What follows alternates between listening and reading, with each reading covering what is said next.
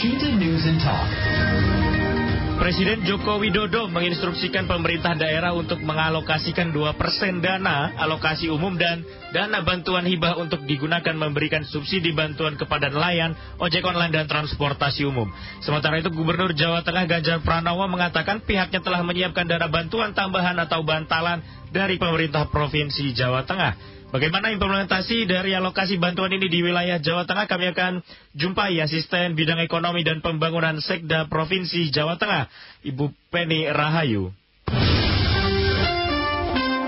Washington News and Talk. Anda juga pendengar bisa dapat bergabung bersama kami pada siang hari ini, dapat mengakses line telepon di 02476489100 atau pesan singkat dan WhatsApp di 0811806543. Bu Penny, bagaimana nanti implementasinya untuk penyerahan bantuan ini bagi ojol, transportasi umum dan nelayan di Jawa Tengah, Bu?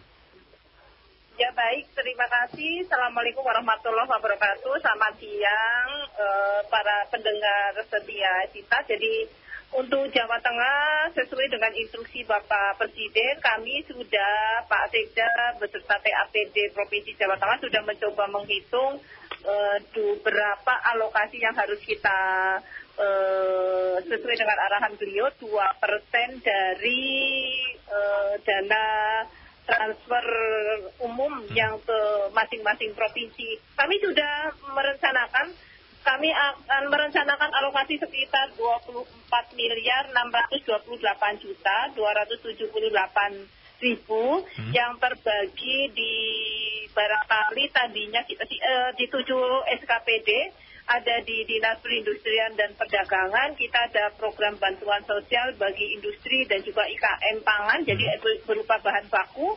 Nanti setiap IKM kita beli bantuan bahan baku senilai 500.000 yang terdiri dari gula pasir, satu paketnya terdiri dari gula pasir 10 kilo, kemudian tepung terigu 5 kilo dan minyak goreng 10 liter. Kemudian yang kedua itu program yang kedua adalah untuk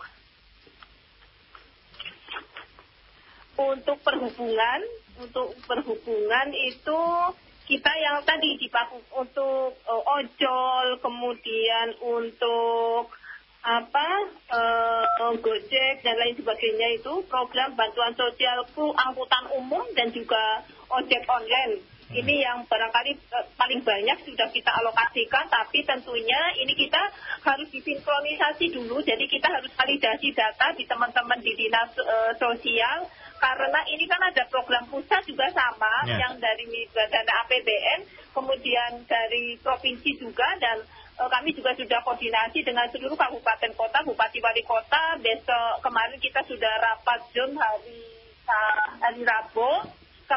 Nanti kita hari Senin juga akan sinkronisasi data lagi. Kita sudah menganggarkan sekitar 12,7 miliar untuk yang BBM bantuan ojol. Jadi yang kita bantu itu hanya selisih harga dari kenaikan itu saja. Kemudian untuk di Porapar kita juga akan bantu untuk program bantuan bakar-bakar bagi kendaraan-kendaraan wisata yang berada di sekitar daya tarik wisata yang ada di Provinsi Jawa Tengah. Kemudian di Dinas Kelautan dan Perikanan ini yang sudah seperti pada saat kita COVID itu juga kita udah subsidi untuk nelayan, bahkan ini skemanya kita sudah berjalan cukup lama dengan menggunakan skema kartu tani dan kartu nelayan. Ini sudah sangat mudah sekali. Sama, ini juga besarannya adalah selisih subsidi antara BBM kenaikan BBM nelayan, dan ini kita sudah ada MOU dengan teman-teman di Pertamina. Jadi kita tinggal uang kita transfer ke kartu nelayan, maka mereka sudah bisa membeli BBM di tempat-tempat tertentu yang sudah kami kerjasamakan dengan dengan Pertamina.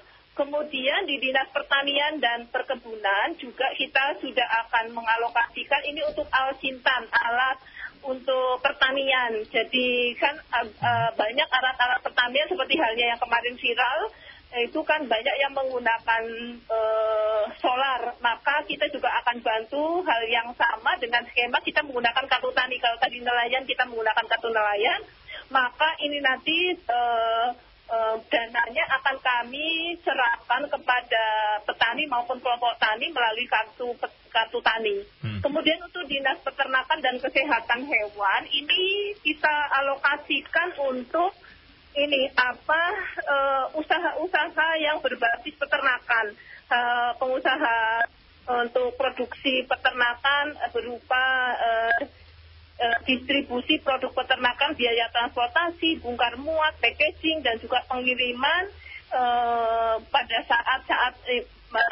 saat ini gitu. Itu yang ke dinas-dinas peternakan. Jadi umpamanya ada petani susu gitu, bukan petani peternak susu, maka mereka untuk produksi, untuk penjualannya kita akan bantu dengan skema seperti itu. Nah, yang terbesar ini adalah yang di Dinas Ketahanan Pangan, karena kita tahu saat ini dengan adanya sebetulnya lonjakan-lonjakan di pangan ini kan tidak hanya terjadi saat ini saja ya, sejak kemarin pada saat kita inflasi mulai tinggi dan alhamdulillah kita juga sudah mulai turun. Ini juga terkait dengan komoditas pangan. Penyebab terbesar inflasi Jawa Tengah itu kan dari komoditas pangan, mulai dari cabai merah, bawang merah, kemudian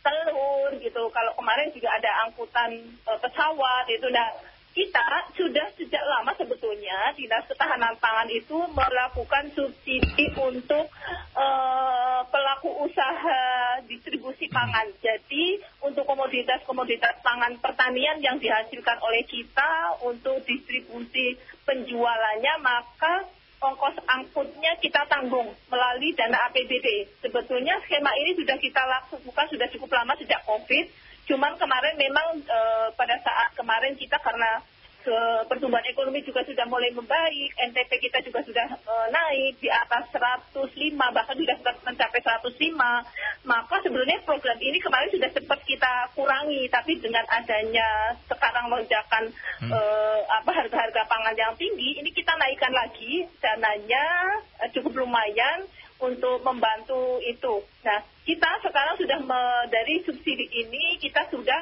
melaksanakan untuk operasi pasar di 35 kabupaten kota, dan kami akan prioritaskan untuk 6 kabupaten kota yang menjadi pendorong untuk inflasi seperti Kabupaten Cilacap, Kabupaten Banyumas, kemudian Kabupaten Kota Surakarta, Kota Tegal, dan juga Kudus. Yang kota-kota tertentu yang memang inflasinya mulai melonjak dan juga sekarang karena memang sekarang kenaikan harga juga naik tidak hanya di 6 kota itu tetapi juga di 35 kabupaten kota, maka kita juga skema ini kita gunakan untuk di kabupaten kota yang lain. Pada saat kemarin kita di bulan Agustus, di bulan Juli mau ke Agustus kita kan inflasi kita di angka 5,4 ya. Alhamdulillah yang Agustus ini kita sudah di 5,03. Nah, kemarin kita itu bisa menurunkan itu juga tentunya dengan bantuan berbagai skema yang kita lakukan, antara lain dengan menggunakan operasi pasar. Cuma saat itu ada instruksi Presiden untuk melakukan alokasi dana untuk menyisihkan sebagai dana BTT dari DAU, maka kita disponsori oleh Bank Jateng. Jadi kita kemarin pada saat belum ada skema ini oleh Bapak Presiden, kita menggunakan operasi pasarnya itu untuk transportasi, kita menggunakan yang ada di Dinas Ketahanan Pangan dari APBD Provinsi, kemudian selisih harganya kita dibantu oleh Bank Jateng. Jadi waktu itu kita kan yang menjebak inflasi itu kan bawang merah dan cabai merah, maka kita setiap kilonya kita subsidi 1 kilonya 5.000.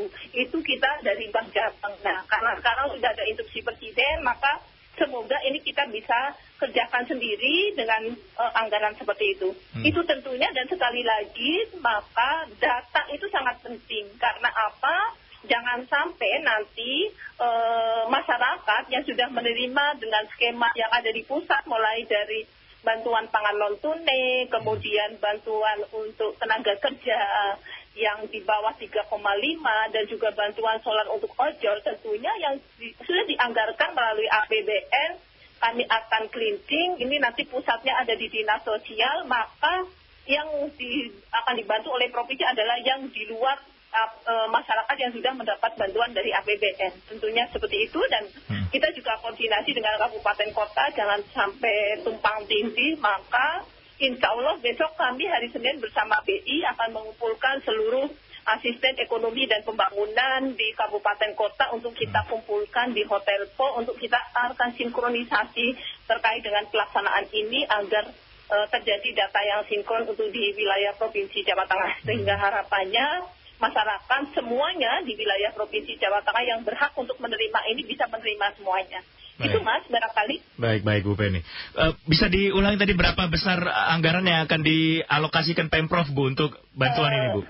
Ya, 24 miliar ya? 629.278.000. Baik. Sementara itu yang kita alokasikan dari 2% lebih mah kalau kita hitung ini ya 2,3-an lah. Baik. Untuk datanya sendiri ini akan kapan bisa difiksasi Bu, finalisasi data yang akan menerima bantuan ini Bu? Kita biasa seperti pada saat COVID kita nunggu data dari pusat dulu. Setelah pusat, karena pusat itu kan sudah pemegang database kita, itu kan Dinas Sosial Kementerian Sosial ya. Maka kalau di Kementerian Sosial akan mengeluarkan bantuan pangan non tunai dulu. Dari situ baru kita ngisi sisanya. Seperti itu. Nah, dari provinsi baru data itu. Tetapi sebetulnya kalau yang bangsanya ojol itu kan tidak harus pakai data DTKS. Untuk yang di pariwisata itu kan belum tentu dia masuk ke data DTKS. Maka itu boleh diberikan di luar data DTKS. Baik. Untuk data tadi Bu, berarti bisa dipastikan bahwa tidak akan bisa menerima, masyarakat itu menerima 2 kali bantuan Bu ya, baik yang dari pusat maupun dari Pemprov, begitu ya Bu ya? Iya, betul. Insya Allah itu kita akan mengcleansing data seakurat mungkin. Jadi kalau ini teman-teman base datanya nanti ada di kami di Dinas Sosial Provinsi, dan dari Kabupaten Kota juga nanti base datanya sama, dari sumbernya sama dari Kementerian Sosial yang turun ke Dinas Sosial di Provinsi maupun di Kabupaten Kota. Bagaimana nanti kalau misalnya terjadi kasus misalnya seperti ini Bu Penny, dia nelayan atau ojek online yang ternyata terdaftar sebagai masyarakat kurang mampu juga begitu? Iya. Nggak masalah, boleh Bu, boleh kok. Kami yang nelayan itu, kita kan punya data yang kelompok nelayan. Nah, yang penting nanti gini Mas, nelayan yang ada di kabupaten jangan sampai nanti dapat subsidi BBM dari nelayan yang ada di provinsi gitu. Itu makanya data kami kan punya data nelayan se-Jawa Tengah. Database-nya kami punya sistem Mas, kami punya sistem database nelayan. Sudah ada kartu nelayan, semua nelayan sudah punya kartu nelayan. Kemarin kita sudah inventarisir lagi. Nah, kita tinggal berbagi. Nanti provinsi ambil yang mana, kabupaten yang mana. Kalau kayak nelayan itu jauh lebih mudah karena kita sudah punya database-nya semua. Sampai saat ini pemerintah Provinsi Jawa Tengah sudah memiliki data kasar mungkin Bu, akan berapa orang yang akan menerima bantuan ini Bu? Sudah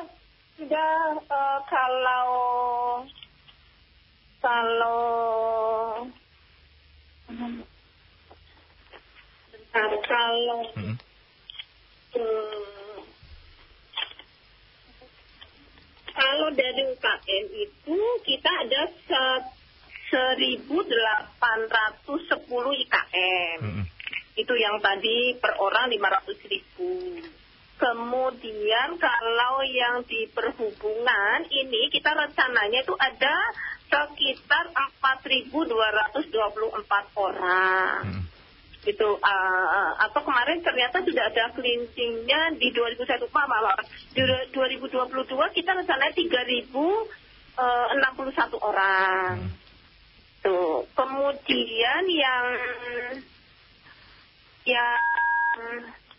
Alcintan ini kita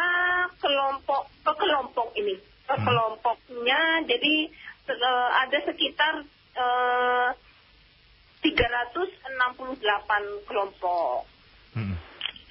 Kemudian yang untuk peternakan ini angkanya kita belum kelihatan. Kalau yang ketahanan pangan tergantung nanti kita seberapa besar, karena ini kan bantuan transport untuk ini ya, untuk komoditas. Jadi tergantung nanti keinginan dari kabupaten yang memang harganya sudah sangat melonjak, mana-mana yang harus perlu dieksekusi untuk untuk dilakukan dilakukan untuk penurunan harganya, operasi pasar, maka ini juga jadi tergantung permintaan apakah itu habis atau tidak juga nanti tergantung kondisinya. Maaf, kami juga membantu untuk rice mill. Rice mill itu penggilingan beras, padi. Ya, penggilingan beras itu ada sekitar 152 kelompok yang sudah tercatat di kami. Baik. Untuk besarannya nanti akan seperti apa, Bu, biayanya? Kan karena ada yang perorangan, untuk ojek online ini perorangan, untuk yang Al-Sintan dan rice mill ini justru per kelompok. Bagaimana nanti pemerintah provinsi membaginya, Bu? Kita sudah punya hitung-hitungannya sendiri, Mas. Tadi saya sampaikan, umpamanya biaya transportasi per komoditas itu 2.000. Kemudian kalau yang tadi yang perindustrian untuk industri bahan baku per orangnya itu 500. Yang tadi ada gula pasir, ada telur gitu, ada minyak goreng gitu. Nah kalau rice mill kita juga sudah hitung tadi, ya itu tadi ketemunya 152 kelompok. Tetapi hitungannya di sini kita sudah punya kok. Ada yang rice mill dengan kapasitas di bawah 50 liter, ada kebutuhannya yang di bawah 50 liter per minggu. Kemudian ada yang 50 sampai 100 liter per minggu. Itu beda-beda terimanya. Ada yang 200, ada yang 400, ada yang 600. Kita sudah rigid sekali hitungannya dari teman-teman ini. Baik. Kalau tadi, Bu, ya, berarti perhubungan dapatnya 500.000, Bu, ya, untuk satu driver misalnya begitu ya, satu pengemudi ojek online. Kalau ojek online itu selama 3 bulan, per bulannya 200. Oh, berarti nominalnya sama, Bu, ya, dengan yang diberikan dari pemerintah pusat gitu. Iya. Jadi 600.000 kalau 3 bulannya. Ya, sama. Kalau ini sama. Baik. Kira-kira kapan akan dimulai untuk proses pembagiannya ini, Bu Penny? Ya, kemarin sih instruksi Pak Gubernur sudah diminta mulai dari kemarin. Nah, kita yang sudah eksekusi kelihatannya ini yang baru BBM nelayan. Karena dari pusat nggak mengadakan ini sehingga kami akan lebih mudah. Tapi kalau yang bantuan bahan pangan seperti itu kita masih nunggu ya bantuan pangan non tunai terlebih dahulu dari kementerian gitu. Akan segera dilakukan eksekusinya. Itu si Pak Gubernur seperti itu. Berarti memang untuk bantuan sudah dimulai beberapa, Bu, ya, untuk nelayan. Iya. Akan diberi waktu lagi berarti, Bu. Seperti tadi ya, kalau misalnya bantuan ojek online itu diberikan 3 kali dalam 3 bulan begitu. Ada yang diberikan 1 kali cash mungkin, Bu Penny? Yang 1 kali cash ya tadi yang bantuan bahan untuk industri tadi yang 500 yang terdiri dari gula pasir 10 kilo, tepung terigu 5 kilo, minyak gorengnya 10 liter. Itu ada senilai 500.000 untuk 1.810 IKM. Ini teman-teman di Dinas Perindustrian yang sudah meng-cleansing data dan ini sekarang sudah proses cleansing data. Baik. Bagaimana dengan orang yang mungkin ternyata tidak terdata dari semua ini, Bu? Adakah kesempatan bagi mereka yang tidak terdaftar untuk mendapatkan bantuan juga, Bu, dari pemerintah Provinsi Jawa Tengah, Bu? Silakan menghubungi dinas sosial kami ya, biar dinas sosial nanti bisa mengarahkan kira-kira ini akan bisa dimasukkan kemana gitu. Insya Allah kami kalau melihat kayak seperti yang sudah kami alokasikan yang ojek online, kami juga nggak kemarin sudah kami hitung-hitung bakalan akan tidak sebesar itu. Karena apa? Karena ojek online ini kan dari pusat ada, dari kabupaten kota. Setelah kemarin kami des dengan kabupaten kota, kebanyakan kabupaten kota itu larinya ke ojek online. Maka anggaran kami sebesar 12,7 miliar kami perkirakan tidak akan habis. Dan ini bukan suatu harga mati bahwa itu harus untuk ojek online. Ini karena BTT, maka ini bisa dipindah-pindahkan. Oh, ternyata yang kurang itu di sektor pertanian, umpamanya yang tadi membutuhkan solar untuk alat-alat alsintan, maka ini boleh di-switch ke sana. Jadi tadi yang sudah kami sampaikan sebesar 24 miliar di 7 OPD itu bukan merupakan harga mati.